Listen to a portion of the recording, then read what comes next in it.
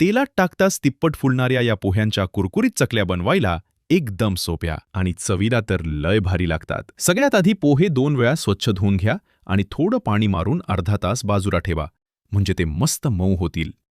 अर्ध्या तासानंतर हे मऊ पोहे एका परातीत काढून घ्या.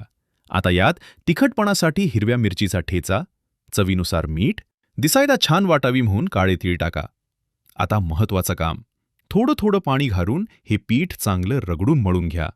पीठ जास्त घट्ट किंवा जास्त पातळ नको. एकदम मऊ हवं, म्हणजे चकल्या पाडताना अजिबात त्रास होत नाही. सकाळी ऊन पडायच्या आतच प्लास्टिकवर याच्या गोल गोल चकल्या पाडून घ्या, म्हणजे त्या काळबंडत नाहीत आणि पांढऱ्या शुभ्र राहतात. दिवसभर कडक उन्हात वाळून दुसऱ्या दिवशी सुद्धा चांगलं दोन्ही बाजूंनी वाळू द्या. हे बघा, तेलात टाकताच कशी तिप्पट फुललीये आणि काय खमंग वास सुटलाय. ही रेसिपी आवडली तर व्हिडिओला लाईक करून तुमच्या मित्रपरिवारासोबत शेअर करा, कारण